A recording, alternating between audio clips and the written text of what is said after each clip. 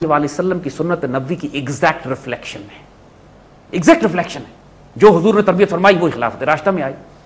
और खुलफाए राशिदीन की अताअत करना, उनकी इत्तबा करना, उनकी बात सुनना वाजिब है। बिल्कुल दीन हमारा, अगर कोई शख्स ये कहे कि मैं सैयदना अबू बकर, सैयदना उमर, सैयदना उस्मान या सैयदना अली की बात नहीं मानूंगा, वो दायरे इस्लाम से ही प्रैक्टिकली निकल जाएगा, क्योंकि इनकी बात मानना उसी तरह वाजिब है जैसे रसूलुल्लाह सल्लल्लाहु अलैहि वसल्लम की बात मानना वाजिब है। इसमें तो कोई डाउट नहीं कि हुजूर का हुक्म है कि तुम्हें मेरी इत्तबा करनी है और खुलफाए राशिदीन की इत्तबा करनी है। हुजूर की हदीस मुबारक है इसके ऊपर। तो अब खुलफाए राशिदीन ने अपना सियासी निजाम कैसे चलाया? अब देखिए, एक बात हम आपको हैरत अंगेज बताएं, यहूदियों के बारे में कुरान कहते हैं हुजूर सल्लल्लाहु अलैहि वसल्लम के हवाले से कि ये हुजूर को इस तरह पहचानते हैं जैसे अपने बच्चों को पहचानते हैं, लेकिन जान के मुखालफत करते हैं। मगर वो जानते जरूर हैं कि हुजूर अल्लाह के नबी हैं और सच्चे नबी हैं, और जो कुछ लेकर आए ये सच्चा है। इसलिए आप ये देखेंगे कि इस्राइल की रियासत ने आज अपने जो सिस्टम्स बिल्ड किए हैं, यकीन कीजिए वो हुजूर की सुन्नत पे बिल्ड किए हैं। यानी अपने जो सिस्टम बनाए, वो जुल्म की बात नहीं कर रहे जो कि मुसलमानों के साथ वो करते हैं, अपने डिफेंसेस की बात कर रहे हैं। गोल्डा मेयर, उनकी बहुत बड़ी प्राइम मिनिस्टर गुजरी, इस्राइल के पास पैसे नहीं थे, भूखे मर रहे थे इसराइली, तो गोल्डा मेयर पूरी दुनिया से असलाह खरीदना चाहती थी बड़ी भारी तादाद में। तो एक रिपोर्टर ने उससे पूछा, और ये गोल्डा मेयर के मरने के बाद उस रिपोर्टर ने बात पब्लिश की है, उससे पूछा कि तुम पैसे नहीं है तुम्हारे पास, भूखे मर रही है तुम्हारी कौम, तुम असलाह क्यों खरीद रही हो? तो उसने कहा कि मैं एक शर्त पे तुम्हें बताऊंगी कि तुम मेरे मरने के बाद ये बात तुम दुनिया में छापोगे, मेरी जिंदगी में नहीं बतानी ये बात। उस रिपोर्टर ने एग्री किया।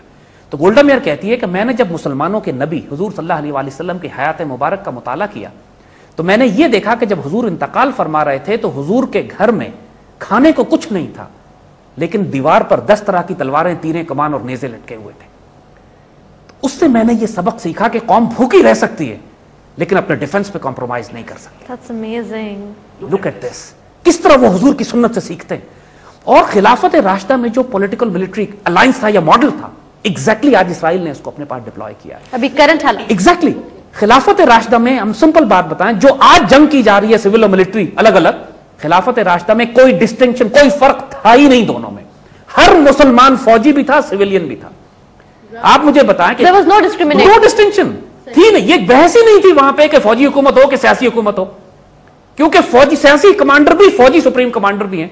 सैयदना अबू बकर सिद्दीक, सैयदना उमर, सैयदना उस्मान, सैयदना अली सिविलियन हुक्मरान भी हैं, स्पिरिचुअल लीडर भी हैं, रूहानी तबीब भी हैं, और साथ साथ commander in chief of the Islamic forces भी हैं।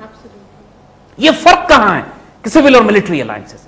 इसराइल ने इससे सब जो आज अपने पास सिस्टम डिप्लॉय किया है, 30 लाख 40 लाख की आबादी है इसराइल की, उन्होंने प्रैक्टिकली पूरे मुल्क को, जो जवान एडल्ट आबादी है, उसको फौज का रिजर्विस्ट बना दिया। इन्होंने रेगुलर फौज रखी है थोड़ी सी जो हर वक्त डिप्लॉयड होती है, लेकिन बाकी पूरा मुल्क यानी 30 लाख का आबादी है, जब जंग की जरूरत पड़ती है तो 25 लाख की फौज खड़ी कर लेते हैं वो। जो एक आदमी बैंकर है, दुकानदार है, साथ साथ इसराइली आर्मी में मेजर भी है, कर्नल भी है, कैप्टन भी है। वहां पे कोई सिविलियन मिलिट्री का फर्क ही नहीं है। बिल्कुल, ये वही मॉडल है, बिल्कुल एग्जैक्ट। कि जो आदमी जरूरत, यानी वैसे वो 6-4 महीने 3 महीने वो इसराइली आर्मी में जॉब करता है, प्रैक्टिस करता है, ट्रेनिंग करता है, बाकी 8 महीने जाके वो अपनी जिंदगी गुजारता है सिविलियन के तौर पर, और जब क्राइसिस खड़ा होता है रैंक लगा के मेजर के, कर्नल के, ब्रिगेडियर के, आके वो फ्लाइंग करता है, फाइटर पायलट बन जाता है, सोल्जर बन जाता है, टैंक कमांडर बन जाता है। इसमें सिविल मिलिट्री डिफरेंस कहां गया? खिलाफत राशिदा में हम इस बात को गैर मामूली तौर पर देखते हैं कि every Muslim was a civilian and every Muslim was a soldier. और ये स्टनिंग मॉडल, इमेजिन कीजिए। स्टैंडिंग आर्मीज की आज जरूरत है क्योंकि स्पेशलाइज कर गए वेपन सिस्टम्स, जाहिर है इतनी बड़ी टेक्नोलॉजी है, एयरफोर्स है, फाइटर पायलट्स हैं, जेट, लेकिन साथ साथ जो रिजर्विस्ट कॉन्सेप्ट है कि हर मुसलमान, हर पाकिस्तानी सोल्जर है अपनी फौज का दिफा करने के लिए। जो ट्राइबल एरियाज में हमारे आप देखते हैं कि हर कबायली जो होता है, एवरी कबायली is a soldier for the tribe. जो क्राइसिस होता है उसमें कोई, क्या कबायली इलाकों में कोई फर्क है फौजी और सिविलियन का? कोई खतरा होता है तो हर कोई, हत्ता कि औरतें भी हथियार उठा लेती हैं और सिपाही बन जाती हैं। तो ये कॉन्सेप्ट अब होता क्या, देखिए हम आपको बताएं, ये डिस्टिंक्शन इस कुफर के निजाम ने क्यों कायम किए। चाइना में ये डिस्टिंक्शन नहीं है। चाइना में प्रैक्टिकली हर आदमी को मजबूर करते हैं वो कि चाइनीज पीपल लिबरेशन आर्मी के अंदर जाके वो इतने साल सर्व करेगा, नौकरी करेगा, अपनी ड्यूटी कौम की तरफ देगा। कई ममालिक में कंपल्सरी मिलिट्री सर्विस है, वहां कोई डिस्टिंक्शन ही नहीं है। आज इसराइल की जितनी क़यादत आप देखते हैं उनका बैकग्राउंड चेक कीजिए, जो सिविलियन क़यादत आज आपको नजर आती है उनका बैकग्राउंड चेक कीजिए। कोई एयरफोर्स का जनरल है, कोई आर्मी का जनरल है, कोई नेवी का एडमिरल है, कोई सोल्जर है, मेजर है, कर्नल है, कौन? कोई नहीं कहता उनको कि ये सिविलियन हुकूमत है कि फौजी हुकूमत है। क्रॉस रेफरेंस, क्योंकि हर सिविलियन फौजी है, हर फौजी सिविलियन की ड्यूटी कर सकता है। एग्जैक्टली यही खिलाफत राशिदा में था। अब देखिए अमेरिका में क्या होता है, हम आपको बात बताएं, ये डिस्टिंक्शन क्यों की इन लोगों ने, क्यों बनाई है, हम पर जिस तरह जमहूरियत मुसल्लत करते हैं ना।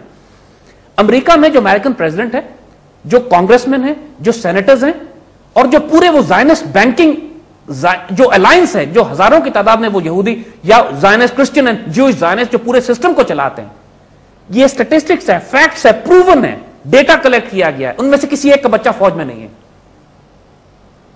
नतीजा ये होता है कि ये लोग फिर पूरे अमेरिकन फौजों को जब लाखों की तादाद में अमेरिकियों को मरवाते हैं जंगों में, फिर ये जंगें बर्पा करवाते हैं। अगर अपने बेटे मर रहे हो ना मैदान जंग में जाके, फिर ये जायनिस्ट जंगें नहीं करवाएंगे। वियतनाम में 80-90 हजार अमरीकी मरवा दिए, कई लाख 10-12 लाख अमरीकी मरवा दिए उन्होंने सेकंड वर्ल्ड वॉर में। किसी सदर का, प्राइम मिनिस्टर का, सेनेटर का आगे पीछे किसी का बेटा नहीं मरता जाके वहां। आम लोग मरते हैं, आम लोग। आज पाकिस्तान के सियासतदानों को उठा के देख लीजिए, पूरी पाकिस्तान की जो सियासी जमातें जिनके हम नाम लेने की जरूरत नहीं है, उनके सारे सरबराहान को देख लीजिए, जितने लीडर बने हुए हैं उनको उठा के देख लीजिए, कितनों के बच्चे हैं जो फौज में? ऑलमोस्ट नन, इल्ला माशाल्लाह कोई एक शायद आपको मिलेगा। तो जब मैदानी जंग में हमारे बच्चे, इसलिए कि इनकी मिसमैनेजमेंट और करप्शन की वजह से जब जंगें बर्पा होती हैं मुल्क में, फिर बच्चे हमारे मरते हैं जाके, फिर कौम के बच्चे, यंग ऑफिसर्स, कैप्टन, मेजर्स, जवान सिपाही शहीद अपनी जानें दे रहे होते हैं।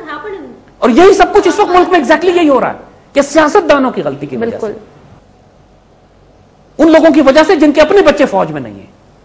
और सियासतदान की हम यहां बात करें, ये जो पेशा है, ये प्रोफेशन सियासतदान का निकला। क्या खिलाफत राशिदा में ये था प्रोफेशनल सियासतदान? नो। और किस तरह हो सकता है? वहां पे देखिए, उस माशरे में दर्जात थे। उस माशरे में अगर किसी शख्स को इज्जत मिलती थी तो किसी कैरेक्टर की बुनियाद पे, किसी ट्रैक रिकॉर्ड की बुनियाद पे। उन्होंने किया क्या है?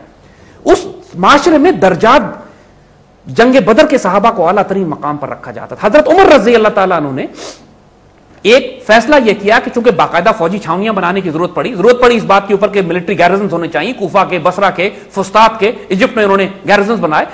तो उन्होंने अपने सहाबा को हुक्म दिया कि रजिस्टर्स बनाओ, और उसके अंदर रेगुलर आर्मी में जो लोग हम भेजेंगे उनको रखेंगे, बाज लोग उनके फैमिली वाले उन लोगों को रखेंगे कि जो रिजर्विस्ट के तौर पर जिनको मिलिट्री ड्यूटी के लिए इस्तेमाल किया जा सकता है। और उसके बाकायदा रजिस्टर्स बनाए गए, रिजर्विस्ट और रेगुलर्स। उस टाइम पे भी हजरत उमर ने यह काम किया, लेकिन हजरत उमर ने स्टैंडर्डाइजेशन ये की कि जो कबीले हुजूर के नजदीक हैं, जिन कबीलों का हुजूर से ताल्लुक है, उनके नाम पहले लिखो और उसके बाद आहिस्ता आहिस्ता दूर करते चले जाओ। मतलब एक बेस उन्होंने सेट किया, एक रजिस्टर्स बनाया, एक पूरे, जिसको कहते हैं कि पूरे मुल्क की इनरोलमेंट की, कि रिजर्विस्ट कौन होंगे, रेगुलर्स कौन होंगे, इमरजेंसी में किन किन कबीलों को मिलिट्री ड्यूटी पर इस्तेमाल किया जा सकता है, फिर मिलिट्री ड्यूटी के बाद कौन सिविलियन ड्यूटी पर आएंगे, उनकी जगह कौन लेगा। यह पूरा निजाम हजरत उमर ने बिल्ड किया। मगर कोई मिलिट्री और सिविलियन ब्यूरोक्रेसी अलग अलग नहीं हुई। कोई प्रोफेशनल सियासतदान वहां पे नहीं थे जिनका काम सिर्फ हुकूमत चलाना हो। और ये बात, हमारे सियासतदानों का क्रेडेंशियल क्या है, क्राइटेरिया क्या, किस बुनियाद पर ये क्लेम करते हैं कि उम्मत मुस्लिमा की क़यादत इनको दी जाए? क्या इन्होंने जाने कुर्बान की हैं? क्या इन्होंने इनके अखलाक और किरदार इस मकाम पे हैं?